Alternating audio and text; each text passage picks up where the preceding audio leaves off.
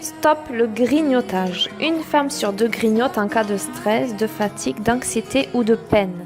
C'est ce que les spécialistes appellent le grignotage émotionnel, dont l'objectif n'est pas de calmer une faim, mais de nous réconforter, nous apaiser, nous consoler. Comme nous sommes naturellement plus portés sur le chocolat que sur la pomme et sur les chips plutôt que les radis, ces dérapages gras et ou sucrés finissent par peser sur la balance. Pourtant, pour respecter l'équilibre alimentaire et ne pas prendre de poids, il faut apprendre à les réduire. Astuce pour mieux gérer ces dérapages incontrôlés. Analyser ses émotions. Envie de se jeter sur les douceurs? On fait une brève analyse, surtout si on a mangé il y a peu. Comprendre ce qui nous pousse à grignoter sans fin va permettre de résister car on prend conscience que le problème et l'émotion qu'il provoque se situent le plus souvent ailleurs. Coup de spleen, déception, inquiétude, agacement. On prend un instant pour y voir clair et on écrit sur un petit carnet nos difficultés à l'instant T pour ne pas les garder en soi, mais les accepter et réagir autrement. Faire un petit break salvateur. Respirer 2 minutes par le ventre. Aller voir une collègue pour échanger quelques phrases. Mettre de l'eau à bouillir pour une tisane. Ouvrir la fenêtre et regarder le ciel. Ces mini-pauses aident à se centrer sur l'instant présent et éloigner l'envie de manger. On fait des mouvements doux des épaules et du cou. On inspire longuement et on expire fortement par la bouche 3 fois d'affilée pour évacuer stress et tension.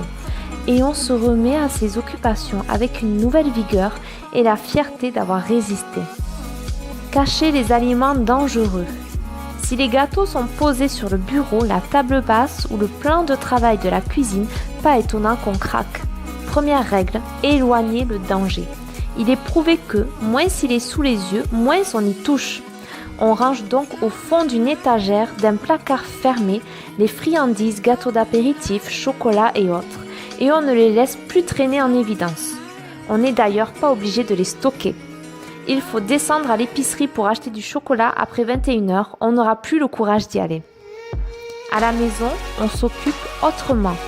Ranger un placard, faire la vaisselle, se brosser les dents ou se maquiller, dessiner, lire, écouter de la musique, partir se promener, caresser son chat, s'occuper des plantes. On a toujours mieux et plus important à faire que grignoter.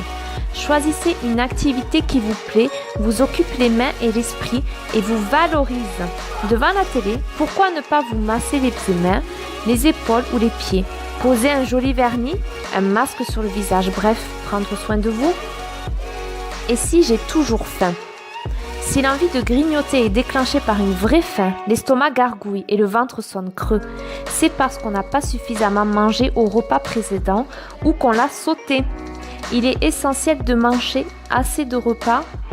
Une salade avec 3 tranches de tomates ne suffit pas. Les meilleurs aliments coupe-faim sont les protéines.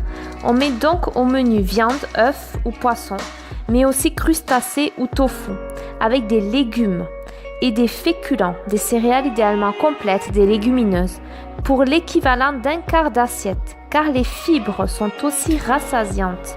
On évite les aliments à fort index glycémique, pain blanc ou demi, riz ou pâtes trop cuits, céréales de petit déjeuner, produits sucrés. Ce qui déclenche à distance une hypoglycémie qui donne faim. La bonne astuce? Le demi-avocat pour commencer son repas.